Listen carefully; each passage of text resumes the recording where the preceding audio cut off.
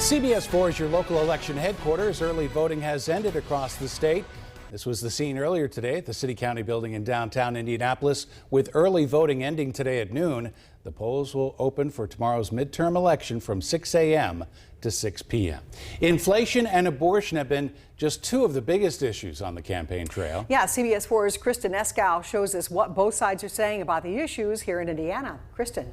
Well, Debbie and Bob, the issues being discussed here in Indiana closely match the conversations happening across the country this midterm election year.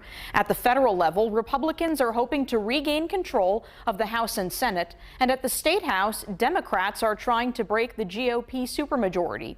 Experts say ultimately it'll come down to who turns out to vote. Indiana Republicans have largely focused their message on inflation. Senator Mike Braun isn't on the ballot, but has been campaigning for candidates across the state.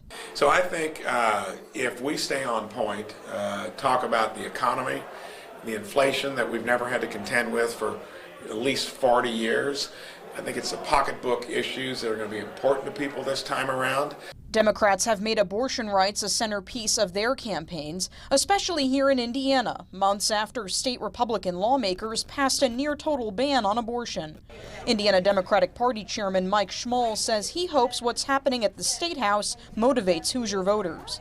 A Republican supermajority, they're in charge of everything while people are really struggling, and everything becomes sort of extreme or a culture war or a controversy. The concerns in Indiana are similar to those seen across the nation. A recent poll from NewsNation and Decision Desk HQ shows inflation as the top issue for 45% of voters nationwide.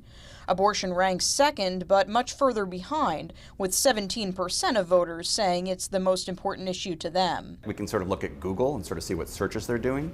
We know Indiana voters are concerned a lot about crime, they're concerned about the economy, and we do see abortion picking up on there as well. Martin Sweet teaches political science at Purdue University.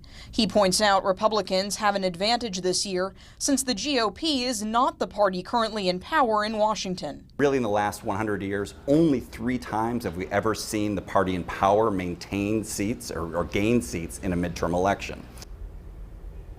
Preliminary data from the Indiana Secretary of State's office shows early voting down this year about 13% compared to the last midterm election in 2018. Mail-in ballots are still coming in, though, so the state doesn't have a final count yet on absentee voting. Kristen Eskow, CBS 4 News. Kristen, thank you.